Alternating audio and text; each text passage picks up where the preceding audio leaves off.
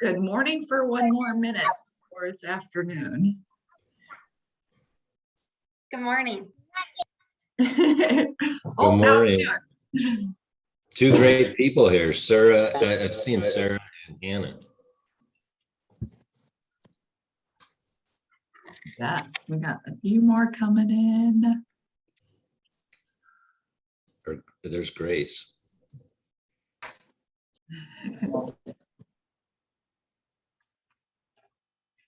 Yep. Enjoy your lunch. Listen to me talk about numbers. It's so exciting. It's going to be great.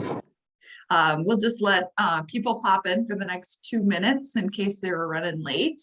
And then we'll get started with pricing.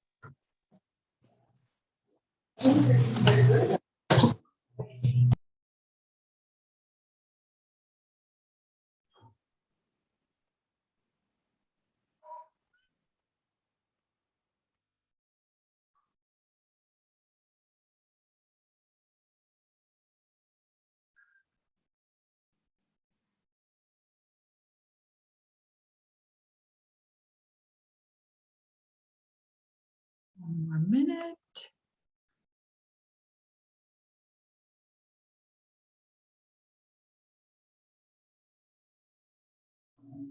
All right, 12:02, 2 minutes is enough, right? My old basketball coach used to say to be early is to be on time is to be late, and to be late is to be forgotten. And to the point where he left his son for a basketball game, drove the bus away because his son was late. So there was no exceptions for the little guy. And we also have a 20-year-old and a 13-year-old. So instilling those to be early to be on time values is very interesting when you're on the other side. So we're going to get started here. First off, thank you guys for joining us. When we throw out ideas and topics for discussion, it's always like, is this going to be relevant? Are people going to enjoy this conversation, or looking for something for a template or a reason to kind of join us in this conversation? And we had over 20 people register for this webinar. So what that says to us is you guys want to learn more about this. And pricing can be a very interesting thing when you're either a business owner or even just somewhere in your organization influencing price. And why that is because we have an emotional response to attaching a price to it, or we don't want people to be mad at us if we overcharge, but we also don't want to charge too little because we're worth more. So there's a lot of psychology that goes into us being the ones that determine the price, as well as psychology that goes on to the consumers paying and deciding to pay a price.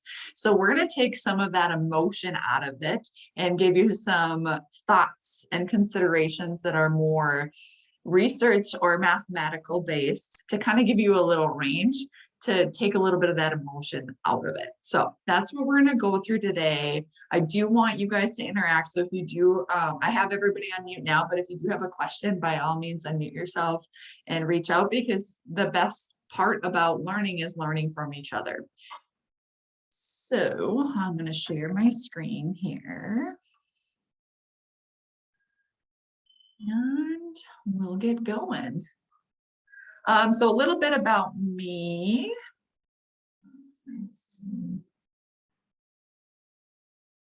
Oh, I just can't see because my Zoom thing's in the way. So a little bit about me. I'm Sarah West, the owner of Light Consulting and Coaching. We do fractional CFO work. That's about 90% of what we do. The other 10%, I get to play in leadership and fun things like that. But really what we do is we help business owners take away some of the pain and the emotion that comes with the finance side, because lots of people go in business because they love the product or the service that they're providing, not necessarily the mathematical, legal, insurance, all the things that fall under the CFO umbrella. That's not why people go into business. So we come alongside part of businesses and really help walk them through that. And the reason we're called Light is because we really just want to make business and life a little bit lighter, because it can be heavy at times, and we just want to make your lives a little bit easier. So disclaimer, of course, this is just information. It's not to be used as individual advice and or your situation, because everybody's situation is different. If you do want us to do analysis and look at your situation individually, by all means, we're open to having conversations like that. And same with any examples that we give. Your results will vary. This isn't exactly what is going to be applicable to your organization, even though one of the examples that I am going to use is somebody on this webinar's type of business. Doesn't mean it's the end all be all. Go change all your pricing because Sarah said on a free webinar that you should do this. So just disclaimer that's it. If you do want more advice, by all means, we would love to work with you on an individualized plan on how to price. So who I am, Light Consulting and Coaching. So I've been in the finance and accounting world for, I keep saying, I had said 25 years the other day, but it hasn't been that long. It just feels like that long some of these days, but I've been around and it's always been math for me. So it's always trying to make decisions more logically to try and take some of that emotion out there. Not that the emotional part of it or the socio part of it isn't important. It is, but just let's make a little easier framework to make decisions. And that's my team. So we've added a couple since then. Trey and Betsy have joined as well. So we started Light Consulting, or I started Light Consulting 3 years ago in June. So it's been 3 years, and last year at this time we had 4 people, and now we have 8. So doubling in 1 year has been a ride. So anybody says that entrepreneurship is easy is lying to you. It's very rewarding and there's lots of good things about it. But it's an up and down roller coaster too. And pricing is one of the things that makes it that way, because it's emotional. It's a piece that drives your business. So the things we're going to talk about today, we're going to talk about pricing for service-based or product-based businesses, and then a hybrid of that. So if you have a business that sells a product and then has a service that goes along with that, so any subcontract work, any you buy the material and then you install it for them, those are going to be a mixed blend kind of business. So whether you actually call that a manufacturing business or you call it whatever you call it, when you think about the components that go into your cost of goods sold, that's what determines what type of business you are when it comes to mathematically thinking of pricing.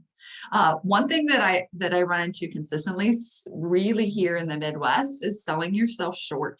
So saying, oh, I can't charge $500 an hour for that, or the labor rates right now for manual labor are increasing at a rapid pace. And so some of the psychology goes, oh, I can't charge for that. Or for example, my parents are going to be moving out of the house that they built 30 years ago. And my dad's built every home that he's lived in. And they were contemplating whether they were going to build or buy. And he just cannot get over the price of lumber today, specifically because 30 years ago, it was so different. Even 10 years ago, when he built a little garage, it was so different than it is today. So they're going to have to buy because he just can't get over the price of sheet of plywood. And then we're also going to go over some formulas and methods that you can use in your business to price yourself. So there's two kind of things that we need to consider when we're thinking about pricing right and finding that sweet spot. So I'm going to talk about the ceiling and the floor. And those concepts that I'm going to bring up are basically attached to your costs. What does it cost to produce your product and or your service? And then what is the market saying what is the market demanding for that product or service? And then somewhere in the middle is the sweet spot. So economics, we didn't advertise that this was an economics webinar because nobody would come. But we need to understand basic economics to really understand how do we price right. So basic economics is about supply, demand, and price. And so in this very simple line graph, we have price here, we have quantity here, and then supply and demand. And the equilibrium where they meet, this is now the price at this quantity based on the supply and the demand. So supply is how much is available in the market. Demand is how much do people want to buy. And price is what people are willing to pay. And quantity is how much is that number of units based on that price. So we're going to go over a couple different things so that this becomes, so we can make this super simple. So Investopedia is going to, so you don't have to hear me talk for the whole 30-45 minutes.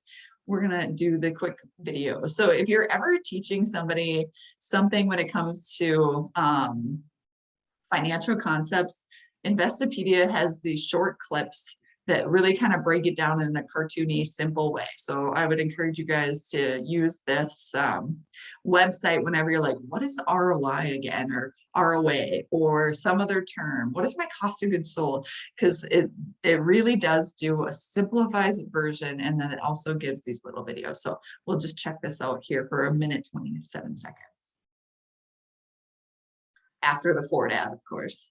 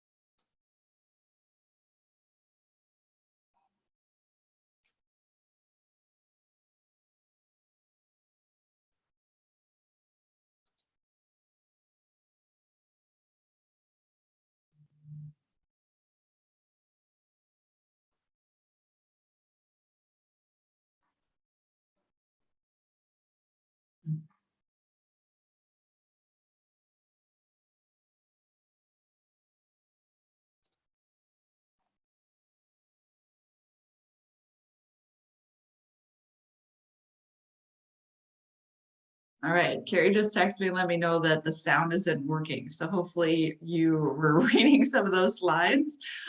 This one's in particular, when unemployment is high, employers can offer lower salaries. And when the situation reverses, hence the current market, employers have to offer higher salaries to attract employees.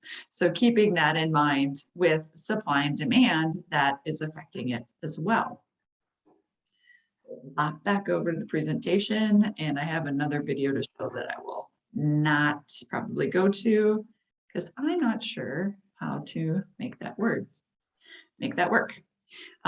Anyway, that is out there. You guys can go peek at it, check it out. It's 1:30 on what the law of supply and demand is. And we're going to talk about it a little bit more anyway. So, oh, there we go again. And clicked too close to the thing. All right, there we go. Next slide. Okay, so another example that we're living in with the supply and demand is our gas prices. So I know you guys are all black screens, but I'm guessing if I ask the question, who has gotten gas in the last week and been shocked at how much it costs to fill your tank, I think everybody would probably raise their hand.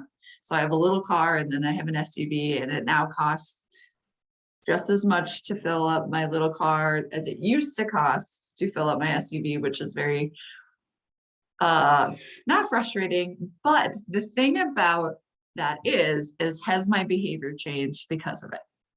And the answer, at least for me, is no. I might think about what vehicle I drive on what day, because if I can get away with the car, I'm not going to drive the SUV because of gas prices. But my behavior hasn't changed. So when understanding pricing in human psychology is that the price has to be painful enough to where it will actually deter you from buying it. So I have referred to this in a couple of my larger organizations when we're talking about what's going on in the economy right now. This hyper consumerism, and I don't know if that's a real term or if I'm just making stuff up, which is probably true. So hyper consumerism means our behavior is we just consume. So if we take it back a generation or a generation before, if something were to break, they would fix it. Now, if something breaks, we just go buy a new one. So what hyper consumerism does is it increases the demand. So when we increase the demand, and I wonder if this probably won't work for me to edit on my slideshow. So I'll pull it out of here, zoom in a bit. So when we increase demand, because we now are hyper consumers and buy all of the things, like I know this because I had a garage sale and 5 people showed up over the course of like 10 hours. So granted, I could have not advertised good enough, but and then my sister had one a few weeks last weekend, and same thing. People don't do that as much as they used to. They will just go to the store and buy. So hyperconsumerism is a thing, even though I just made it up. So the demand has increased. So going back to macroeconomics and your college class that you were probably sleeping through, because economic professors typically are pretty boring. No offense to them. It's a tough subject. So if I take the demand and now I move it down this way because the quantity demanded is increasing, what happens to the price, right? Now the equilibrium is here. So if demand is the only thing changing, the price is increasing. So we have that going on. And then we also have this thing going on with supply. So because we have the big oil, if you will, controls the supply. So they can say we're turning production up or we're turning production down, and they have control over how much oil is produced on a daily basis. And if they are saying, nope, we're going to keep production at the same, and demand itself is the only thing that increases, prices increase. The other thing that they can choose to do, because they control the supply, is they can choose to decrease the supply. So they can decrease production or decrease in the oil industry the release of reserves. So then if we pull down, or we pull not down, but we decrease the quantity, because this is the quantity spectrum, in the supply. So we've increased demand and we decreased supply. Now our price is the $4.57 that I paid yesterday at the gas pump. So that's supply and demand in a true market sense. And we need to understand that to be able to know where should we price ourselves, because rather than thinking of it as is it my worth, we think of it as what is the market demanding for this product or service, because the supply and the demand, so the person who's going to buy your stuff versus the people that can produce the stuff, that is more playing into it than the actual cost. So that plays into it, very prevalent in the gas market, and then also what's going on in the labor market. So in the labor market, and you guys can listen to the podcast that Miles and I have, Raging Workaholics. I think it dropped on Monday, where we talked about the generational shift, and that we keep teasing, or not teasing, we keep saying that it's just a bunch of lazy people, and that's why we're having a workforce shortage, and that's not actually the case. There's actually less people working. It doesn't feel like that because population isn't going down, because the baby boomer generation is living longer. So when we think of what's going on in the labor market with supply and demand, so we have hyper-consumerism, which meaning that societally we are demanding more products because we all like to buy lots of stuff, whether that's the 80,000 seltzers that now exist when that wasn't even a thing 2 years ago, to new cars and clothing that doesn't match my season in my case. So I'm going to give it away because it no longer fits into my closet. So hyperconsumerism is the thing. So we're increasing our demand for the need for labor. The demand has increased, and the supply has decreased because there's just less people available to work.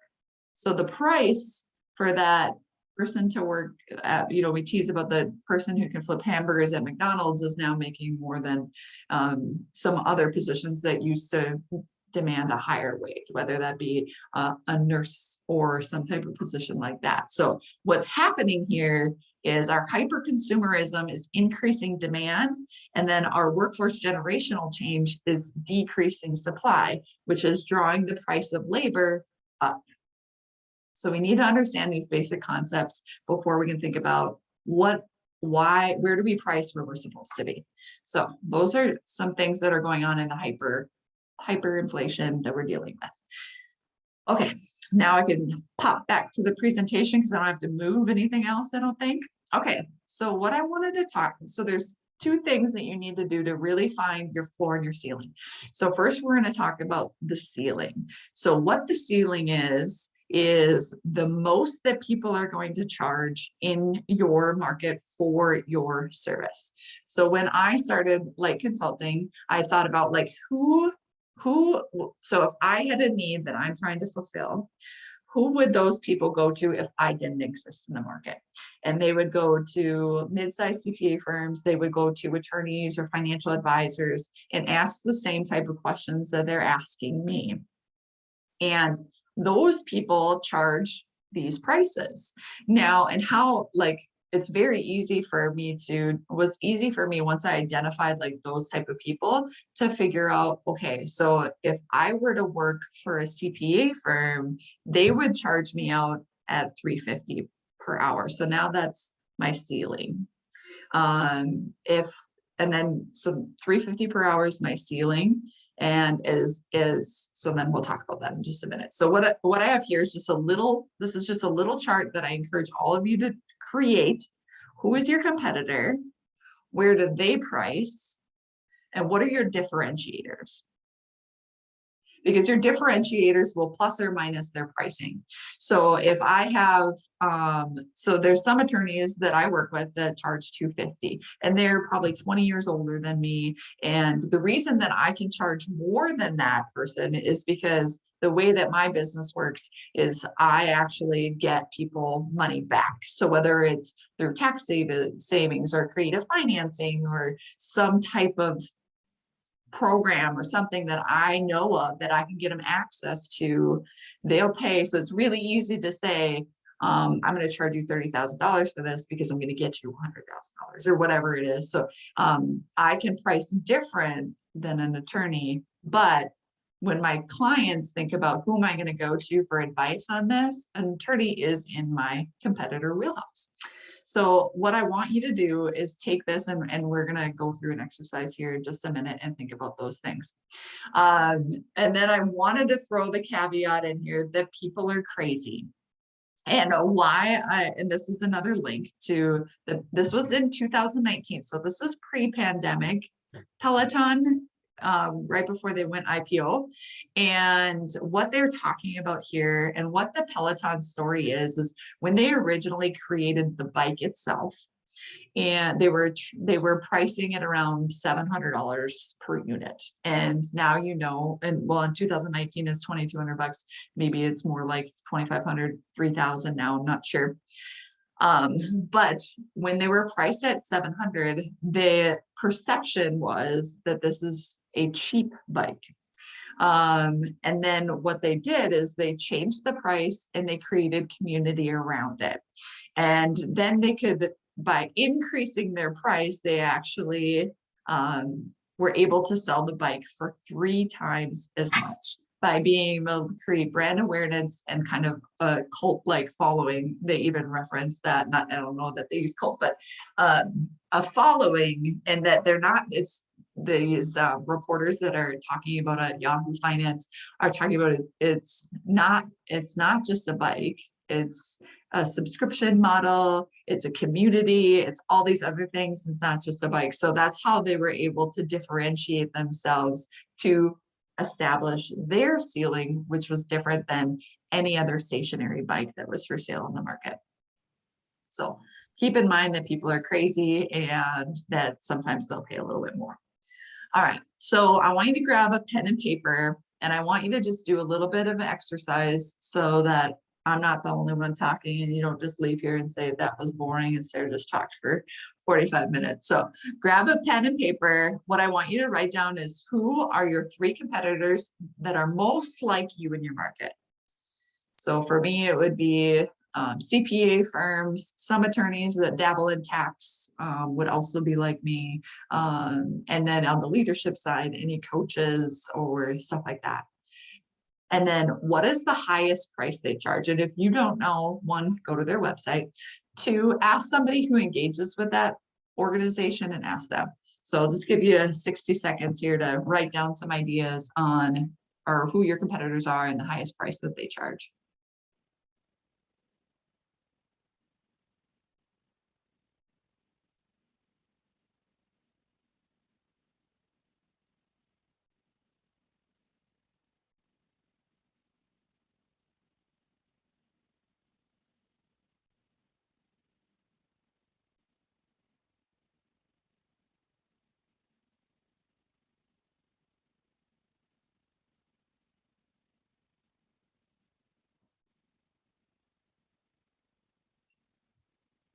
All right, so that was establishing your ceiling. So for my organization, ceiling at my experience is probably $500 an hour. That's the most people charge for something that I could advise on.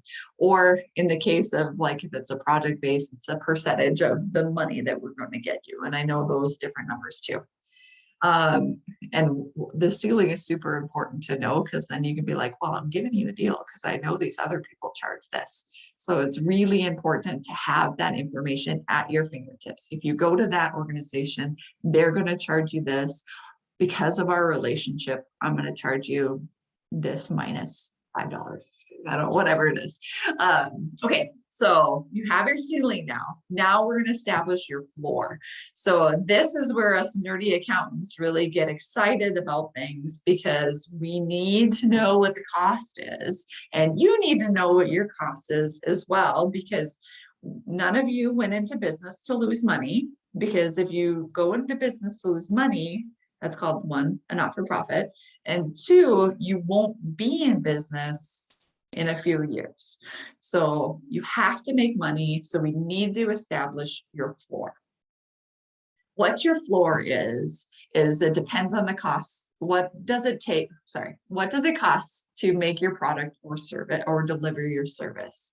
And then what is the typical profit margin in your industry is important in this as well. So those are the things that we're going to cover. So here's some industry benchmarks, and the manufacturing, those are just numbers. So depending on what you're manufacturing, those percentages are going to be all over the place. So if you're manufacturing that's something that's material light and labor heavy, then those prices or those percentages are going to be completely different. So I definitely encourage you, if you're in the manufacturing world, that you're looking at your specific industry and what you're manufacturing. Professional services, 1/3 rule. We're going to go over that. In retail, that's when you buy something and you just resell it right away. That has a 50% rule as well. And you can do better or worse depending on what it is you're selling. So when it comes to industry benchmarks for manufacturing, the inputs that go into your cost of goods sold, again, we're establishing the floor. So this is the basement of what we can sell things for. To not lose money, we need to know that number. Things that go into manufacturing a product or even a service is your material that goes into that, your labor to create that, any equipment that you use, and then you have indirect overhead. So let's use an example here. So let's go with a construction company. So we dabble mostly in the construction real estate world. So specialty construction would be like electricians or plumbing and HVAC and those type of things. Their margins are better than a general contractor. And why that is because the general contractor has just more pieces that are moving and they have all these subcontractors underneath of them. So there's just a lot more going on there, where a specialty contract is very special in that most people can't do what they do. So let's use an HVAC company, for example. So an HVAC company, for those of you who don't know what HVAC means, it means heating, ventilation, air conditioning is what that term means. So most buildings have an HVAC system in there to control the heat and AC, which is a good thing in our climate because you never know what you're going to get around here. And to do an HVAC install, you need all sorts of things. So you need material because you need ductwork. You need labor because you need people to put the ductwork together for that particular building because every building's unique. And you need equipment. So whether that's steel cutting equipment in the shop or equipment on site to actually install it into the building. And then indirect overhead, what that is that's like the shop and the electricity to put into the machine that's at the shop. And all of those things are indirect overhead. So depending on the type of business, like I said, these percentages are going to be varied. Again, I didn't mention it earlier, so apologize for that. These percentages are based on a percentage of sales to get us to our gross margin.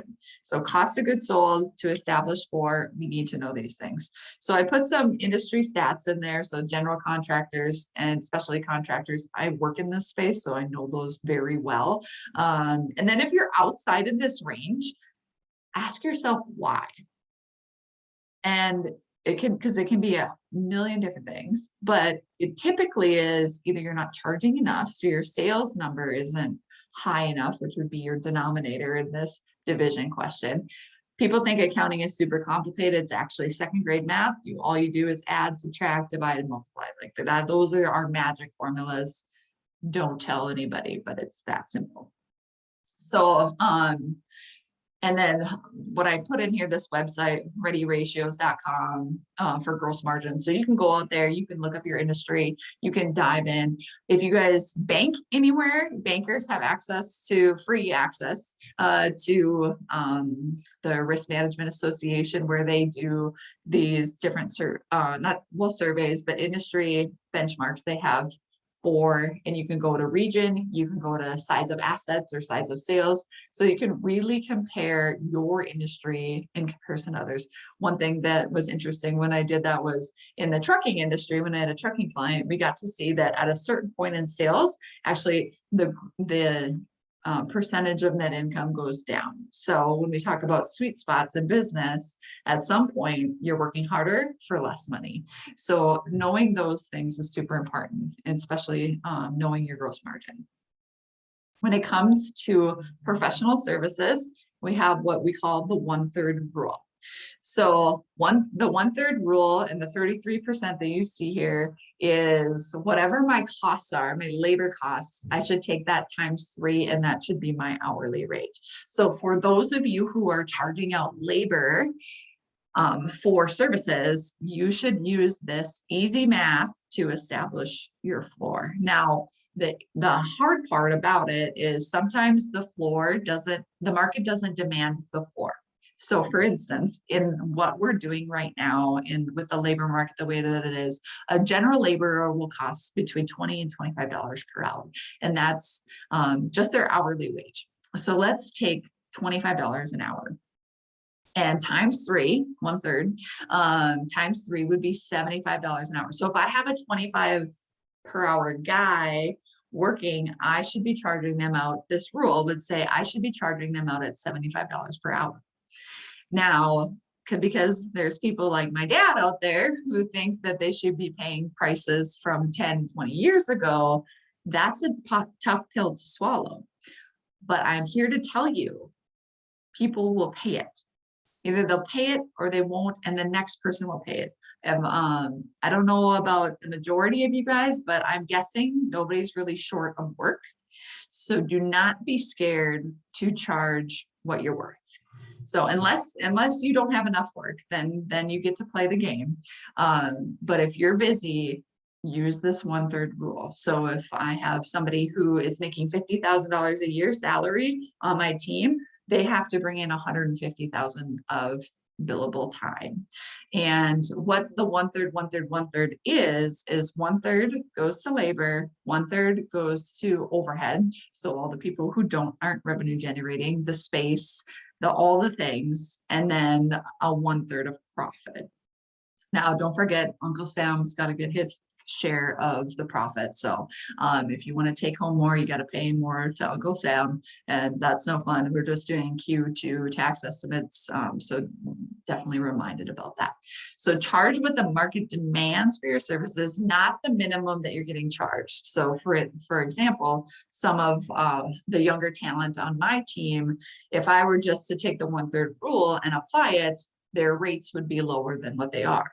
But the market demanded for our services is higher than what that price needs to be. So what we're doing with that is we're just collecting it, and we have a mathematical equation that we do every month to bonus those people. Now you don't have to do that, you can just keep it, but that's what we're choosing to do with that, is do the mathematical equation and bonus it out so that they at least are getting 1/3 of the revenue that they're generating, because we can charge more for them because the market is demanding it. Again, we're establishing the floor. So the floor in retail is what your cost is. So retail is fairly easy because you should know what your cost is to buy a product. So I buy this shirt, it costs me $12. I'm going to sell it for $24.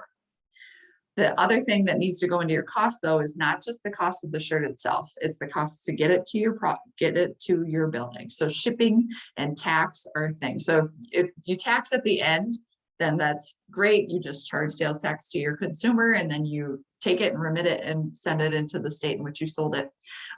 So that's fine. But if you're not charging sales tax and it's just a flat price, making sure that that's in your costs so that you're not selling yourself short on those margins. So again, these are floors. These are the bottom that you should be charging. So in the retail industry, it's a 50% rule. All right, just checking the time here.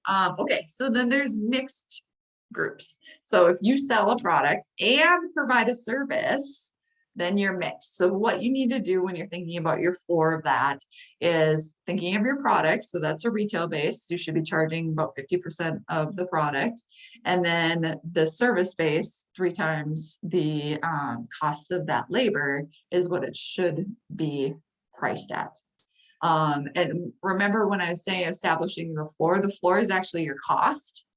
And then those benchmarks and rules get you up above and should be fairly close to what the market is demanding for your product. So just for clarification, I don't know if that was 100% clear, that the floor is actually your cost, but you need to have a good system to establish your costs, or you're going to say, well, my cost is $25 per hour. No, your cost is not $25 per hour, because you have to pay payroll taxes, and you have to pay benefits probably, and you have to pay for a computer for that person, and all these things that then feed into that. So your cost is higher than what you usually think it is. So that's why cost accountants are super valuable in organizations that have a lot of costs to calculate. All right, so this is, when I put this in here, like reflection questions,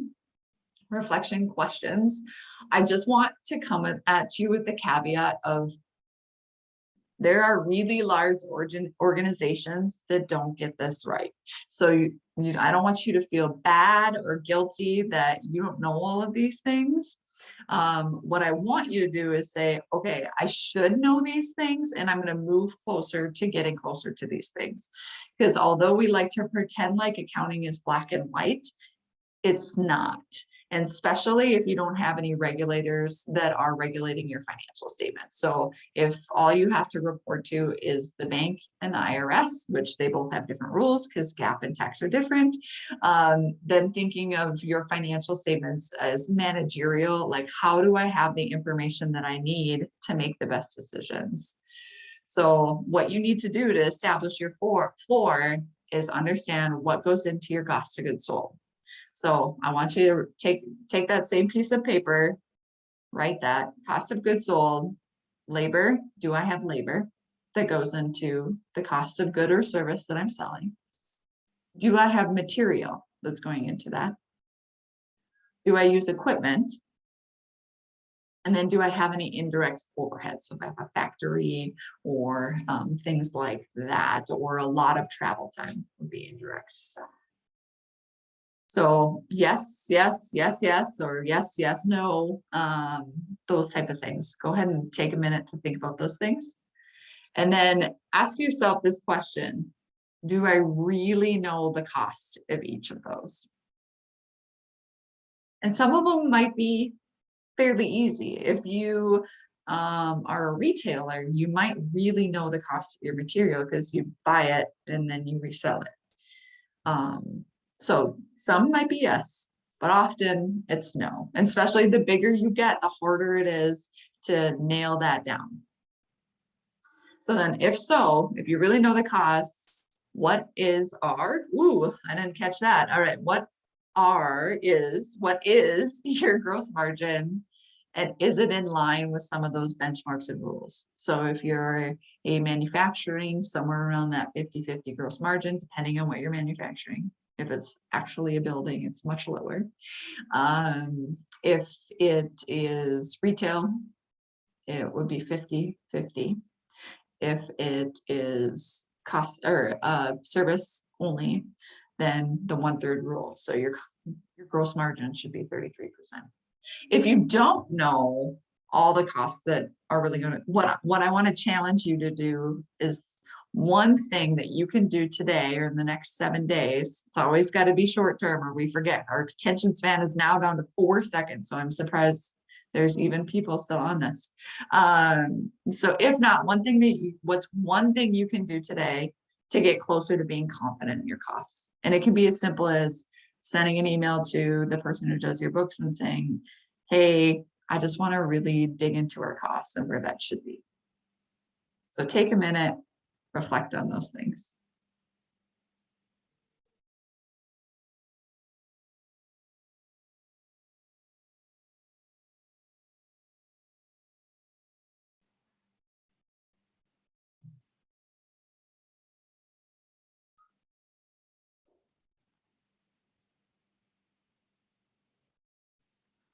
Pop here, there we go. Okay. So I'm going to go here and then I'll go back a couple of slides. So when I talk about establishing the sweet spot, it's really in between the ceiling and the floor. So that because we can easily get data, non-emotional data, to establish our ceiling, what is the market demanding for that good or service at this time? That's your ceiling. Floor, what does it cost me to produce this good or service? And your sweet spot is somewhere in between. And that can be a really big range. And what I want you to do is listen to your consumers to find out if you're in the right range. So if I'm a crazy person running like with my head cut off, like I feel like I'm doing the last few months, and have less time on my calendar than I hoped for, and I'm making money, then what the market is telling me is my ceiling can rise. So my prices can rise. Or if I don't have enough sales, is it because I'm charging too much? There can be other things that play into it, brand awareness, all the things. But if I'm losing a bunch, so if you're competing on gigs, whether it be a professional service or actually providing a good, if you're losing traction, if the market share for somebody else is so much higher and you're not getting sales, this is something that you want to look at. So the wiggle room is really between the ceiling and the floor, your cost and what the market is demanding. And what I want you to think about is, how do I get as close to the ceiling as possible? I got to know my floor, because I'm not in business to lose money, but I want to get as close to the ceiling as possible and be confident in that. Just because one person says no doesn't mean that everybody's going to say no. What it means is that wasn't the right person for your product or service. All right, so the example that I wanted to show or talk about was furniture, office furniture. And why I wanted to talk about this one is because it's blended. So when I built my office back in October, I had to put furniture in it. And my team is very thankful that they actually have chairs to sit on and stand desks. We're so high tech here. We don't have IT, but we have stand desks. So in this situation, how buying office furniture works for a big office is you can do a lot of different things. Like I could have went on Amazon or Wayfair and got a bunch of stuff. And then I put 2 local competitors in here as well. So Connect Interiors and Christensen's are some local competitors. So I could sit down with either one of those, design it, that's a part of it. And then, or I could go to Office Depot, Amazon, Wayfair, and piecemeal it myself. Now, because I'm willing to pay for quality in this situation, because my time value of money is, if I'm going to do the Office Depot, Amazon, Wayfair thing, then I have to do the shopping, I have to do the assembling, or I can charge out my clients at $3.50 an hour. So the math just works easier for me to just delegate that. And they're just great at Connect Interiors, so that's helpful. So if I were this office furniture company and I was trying to figure out where to price, so my competitors are these people, right? Those are, if people are in the market to buy office furniture, these are the places they're going to go. And then I need to establish the price. Now, I know that different brands come with different pricing, right? So some are higher quality than others, so their pricing is going to be different. So you find with your competitor, so Connect Interiors sells Steelcase. I have no idea who Christensen sells, but there's something probably similar. And then putting those price points together and then talking about your differentiators and thinking about the, so if our price point is higher than their price point, is it because of our differentiators, or why is that? So in this case, I don't know, let's just assume that Connect Interiors was a little bit higher than Christensen's if I went to both of them and priced them today. And I'm not going to do that because that's not my industry. So I encourage you guys to do this for your own industry. So if it's priced a little bit higher, and the differentiator that I put in there is customer satisfaction and experience. So the little things like my logo was on the board when I walked in for our consultation. They followed up over and over again. There was a scratch on a cabinet that they replaced the whole cabinet. And I'm thinking, wow, I didn't even notice it. That's amazing. So those are some of the differentiators that allow you to charge a little bit higher price. So that would be a product base, thinking about who do other people go to buy this product? What are they charging? And then what are our differentiators? Because if you just say, what are they charging? We should charge that. That's not the right answer. That's not the right answer. And then again, in this office furniture situation, I'm not putting together the office furniture because then the sit-stand desk would not work. So they also have a labor component. So they're a mixed group where they have a product and a service. So in this case, who are the competitors for the service that they're providing? The service that they're providing is interior design on the front end and installation on the back end. So I just focused on installation on the back end because I'm much more familiar with the labor market. So if I, Sarah West, were to go on Amazon and buy all this furniture that I think, and then it showed up here, I can either invest my time or I can try, which is not easy in this market, to find somebody to invest their time, and I write a check to put all this furniture together. So the comparable in this situation for the actual installation of this furniture is a labor ready service or a handyman service. And I just did some quick research, or the opportunity cost if I'm going to be doing that, or I drag my husband into doing that. Now he's crabby, and that's a big opportunity cost for me to be happy wife, happy life. So those are the competitors in that space. So then I got to figure out, okay, if not on the consumer end, but I'm on the business owner end, am I charging what the market demands for those services? So if my business says, nope, we're just selling the furniture, we're not putting it together, and they have to go out and pay somebody to put it together, what is that going to cost them? And these are actual numbers, and $30 an hour is super cheap. You're not going to get somebody great that puts together your furniture correctly at $30 an hour. You get somebody like my 20-year-old son who doesn't look at directions. So keeping those things in mind, and then how do you differentiate in those things so that you can get to that ceiling? So that was just a quick example. Again, ceiling, the top price, the real top price of what people are charging, and the floor is the cost, and the sweet spot is somewhere in the middle. And you will know when you hit that sweet spot, because you'll be busy but not overwhelmed. So just a quick recap: law of supply and demand. Go out to Investopedia, watch the 1 minute 30-second video. Know that you are now smarter if you forgot these concepts, that the reason that we are in the situation that we are in has some influence by all the things that people think that are the puppet masters of our economics, but our economy is so large that the law of supply and demand really does work. So labor is more expensive now because the supply is lower and the demand is high. Law of supply and demand. Pricing at market. You need to know where your competitors are at. And being that price is shifting frequently, at least your costs are shifting frequently now, and maybe 3 months from now, and maybe every 3 months for the next however long till things stable out a bit. This is an exercise you should probably just go through so that you know where you're at, because you can get caught flat-footed pretty quickly in this ever-changing market. So establish your ceiling. What is the market demanding for that?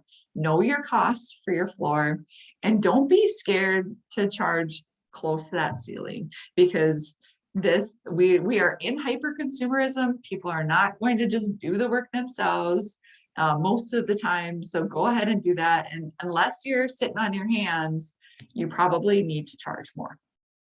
So that is what I got for you guys. I think that's the end. So what questions do you have that I may or may not be able to answer?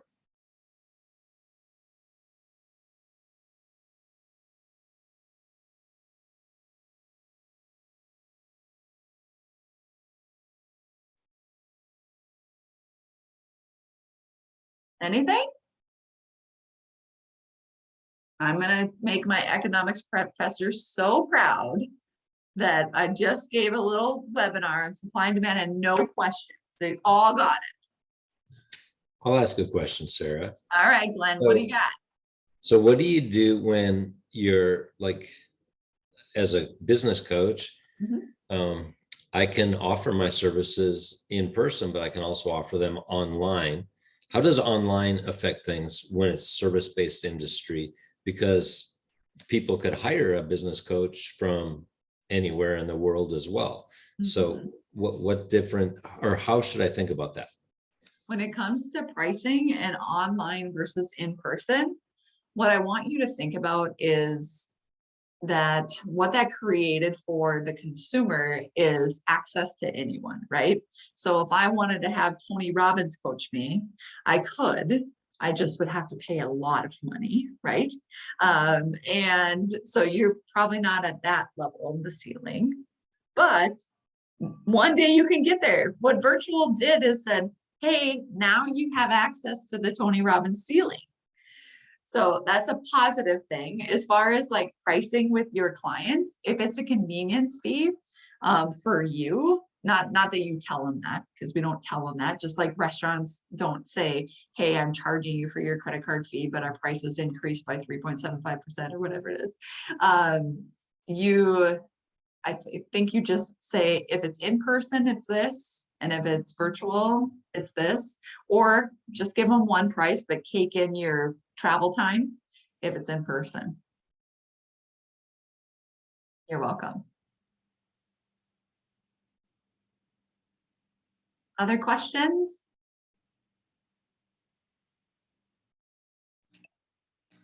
Yeah. Hi, Sarah. I have one. Yeah, what do you got? So I am a graphic and web designer, and I feel like in terms of options, there's an endless amount, and especially when people are using things like Fiverr and these low end design resources. What would you say? Obviously value is important in like selling that side, but what would you say in terms of being able to sell that more to my customers for why the price is more than Fiverr? Yeah, because they get you paid. Like Yeah. Fiverr, we've tried that. It's never worked. So you can use that.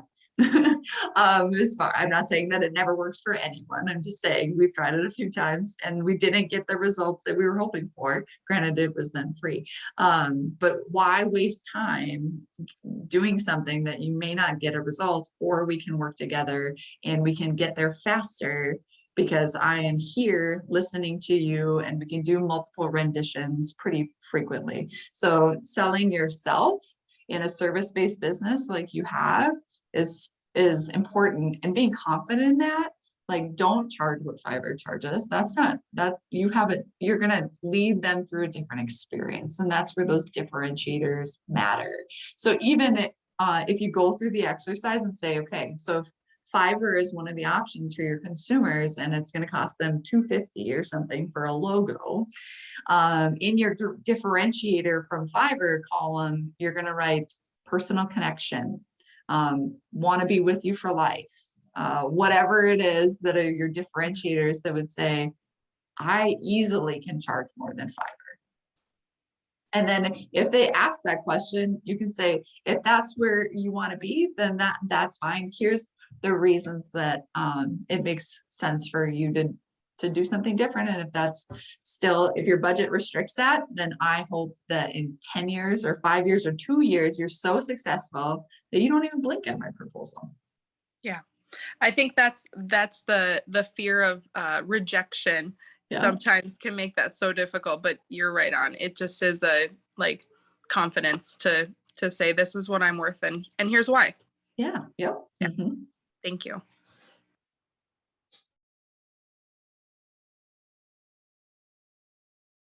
Other questions?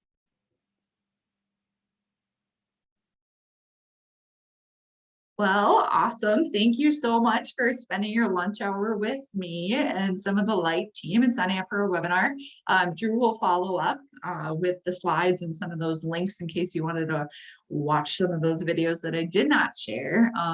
Pricing, like I said, is emotional. Setting the floor and the ceiling is going to make it a little bit make it a little bit easier to take some of that emotion out of it, and then just hang your fan on the ceiling so you're right there.